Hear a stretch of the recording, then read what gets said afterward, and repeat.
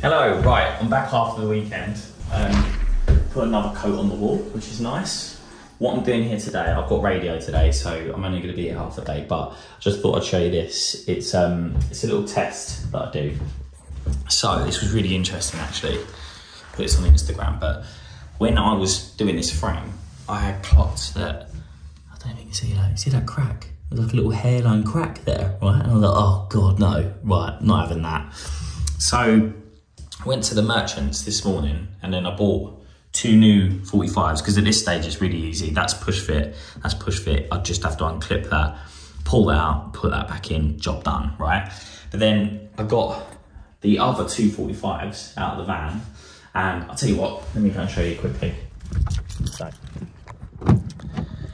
got these 2 45s and literally as I knocked on the door, right, I was just holding these in my hand, ready to replace them, and started having a sort of little look at them, and I was like, oh, hang on a minute, that's got a little like hairline crack in it as well. You see that little crack there? I was like, oh, and then started looking in here, and I was like, another little crack there.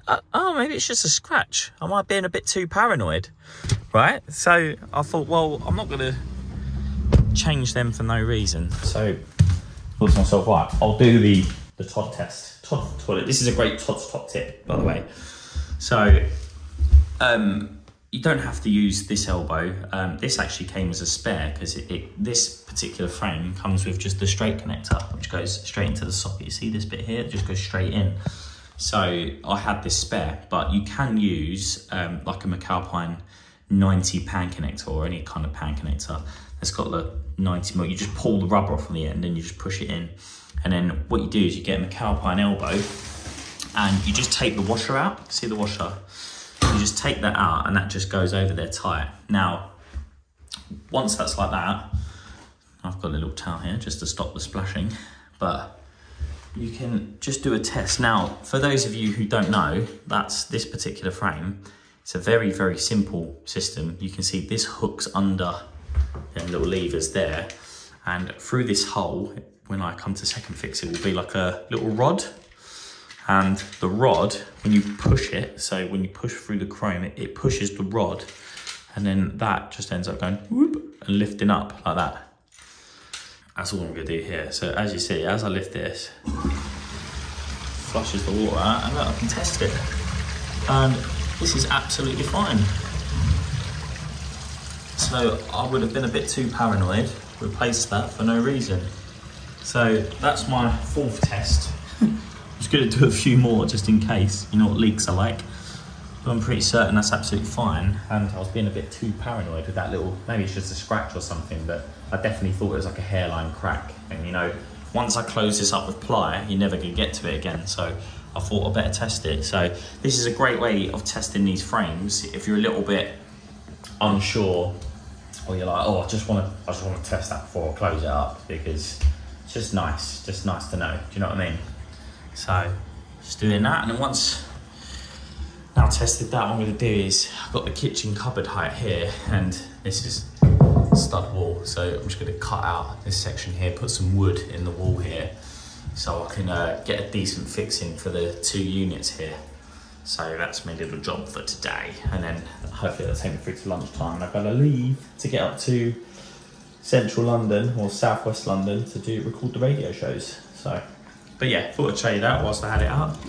Interesting little tip. Filled out, look, nice little isolator in there. It's good, not bad.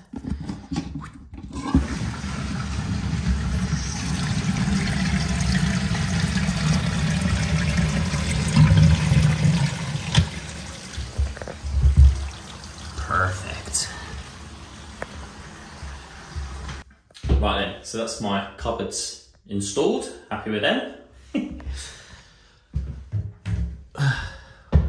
All ready to go. I'll just put the shelves in as they asked it. Like this side, they wanted a big one for the fabric softeners and whatnot. Up there.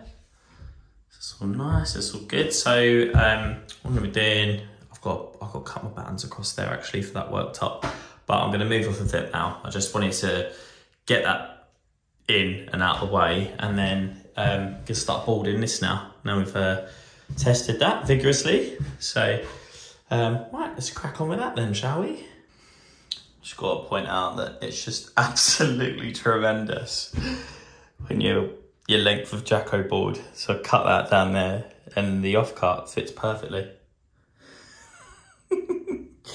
Don't often get lucky like that. I absolutely love that.